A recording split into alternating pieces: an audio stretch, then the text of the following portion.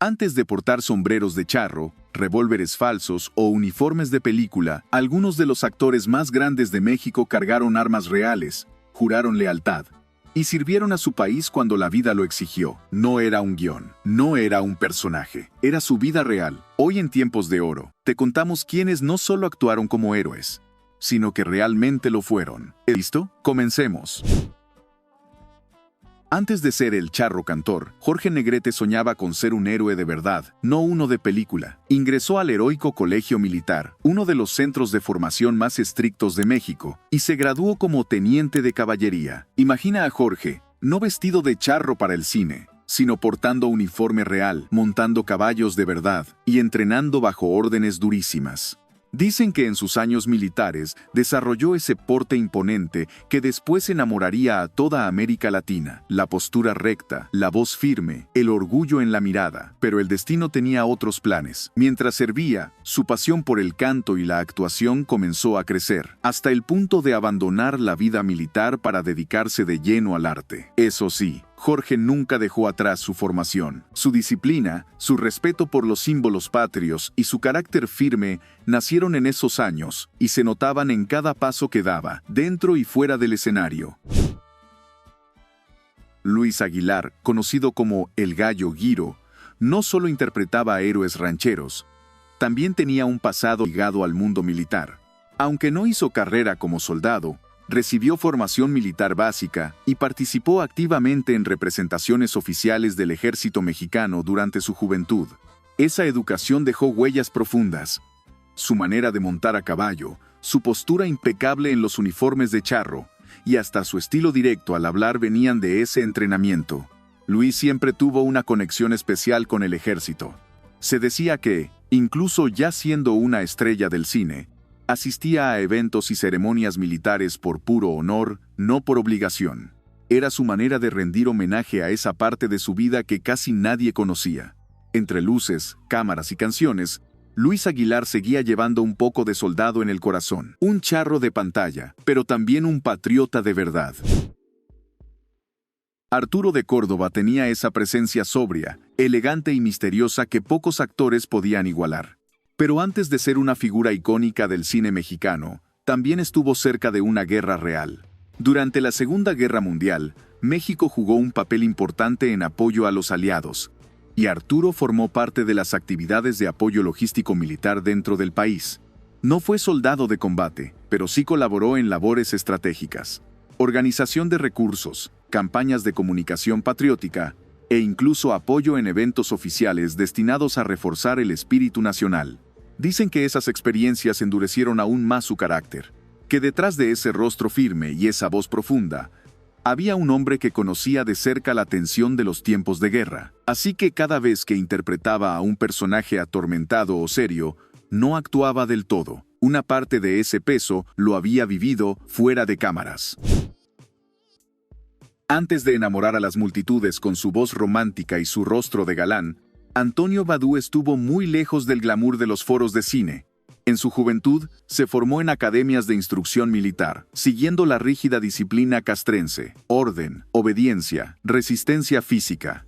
Una vida de rutina dura que contrastaba totalmente con el mundo artístico donde más tarde brillaría. La historia curiosa es que, según algunos biógrafos, Antonio no soportaba las imposiciones militares. Anhelaba libertad. Soñaba con escenarios, luces y canciones. Así que un día, simplemente, dejó todo. Colgó el uniforme y se lanzó a probar suerte en el canto y la actuación, en una decisión que cambió su vida para siempre. Pero aquellos años de formación dejaron huella. Antonio Badú conservó siempre una imagen de caballero serio, impecable en su forma de hablar y moverse, como si la academia aún susurrara detrás de cada paso suyo. Antes de convertirse en uno de los directores más prolíficos y reconocidos del cine mexicano, René Cardona vivió una vida muy distinta. Con uniforme militar, en su juventud, en su natal Cuba, recibió formación militar en academias castrenses. La disciplina, el entrenamiento físico y el rigor de la vida militar marcaron sus primeros años. Pero el destino le tenía preparado otro camino. La inestabilidad política de la isla, sus propios sueños de libertad y su amor por el arte lo llevaron a emigrar a México, donde cambiaría el fusil por la cámara. Cuentan que aquel temple militar nunca lo abandonó. En los sets, René era estricto, mandón, obsesionado con el orden y la puntualidad. No toleraba retrasos, improvisaciones ni excusas. Emilio el Indio Fernández no solo filmó historias revolucionarias, también vivió una. De joven, se unió a las fuerzas revolucionarias de Adolfo de la Huerta, peleando con armas reales en uno de los periodos más violentos y determinantes de la historia de México. Dicen que Emilio, aún siendo apenas un muchacho, ya mostraba ese carácter feroz, impulsivo y combativo que luego lo haría famoso en la industria del cine. La vida de soldado lo endureció. Vio la muerte de cerca. Sintió en carne propia la traición, el miedo, la gloria efímera de la guerra. Y esa experiencia brutal se filtró en toda su obra cinematográfica, en sus héroes de mirada triste, en sus villanos honorables, en sus retratos del México profundo y sangrante. Andrés Soler, parte de la dinastía de actores más importante de México, también tuvo su momento de lucha real. Durante la Revolución Mexicana, siendo apenas un joven, se unió brevemente a las filas revolucionarias. No fue un soldado profesional, pero vivió en carne propia la tensión, el caos y la incertidumbre de aquellos años de guerra civil. Esa experiencia temprana dejó huellas invisibles. En su mirada profunda, en su forma pausada y grave de interpretar personajes sufridos, sabios o cansados.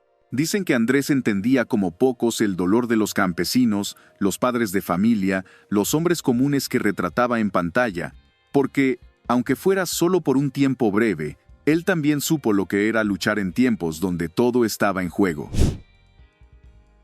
Pedro Infante no solo fue el ídolo eterno de México, también fue un hombre de acción de verdad. Amante de la velocidad, del peligro y de los cielos, Pedro no se conformó con ser un héroe de utilería. Se entrenó en aviación real y llegó a ser nombrado capitán honorario de la Fuerza Aérea Mexicana.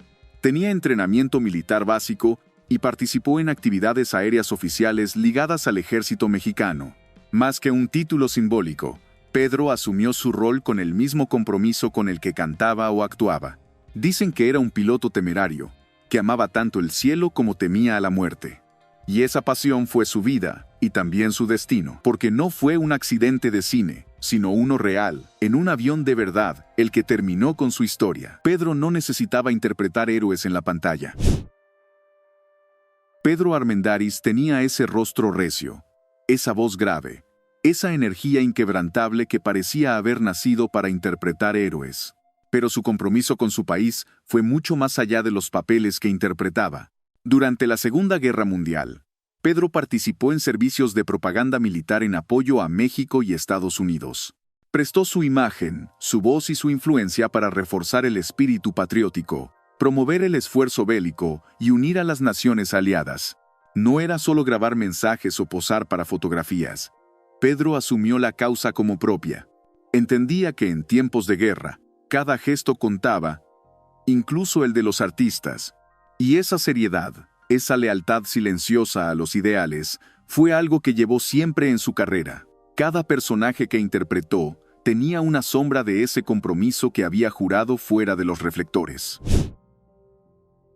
Para muchos, fueron solo estrellas de cine, pero en su momento, cuando el país los necesitó, también fueron soldados, revolucionarios, patriotas. No todo era glamour ni ficción. Detrás de cada escena, había hombres de carne y hueso que conocían la disciplina, el riesgo y el valor de la vida real. Quizá por eso sus personajes se sentían tan auténticos, porque llevaban en la mirada la memoria de lo vivido fuera de los reflectores. ¿Qué actor crees que representaba mejor ese espíritu de honor dentro y fuera del cine?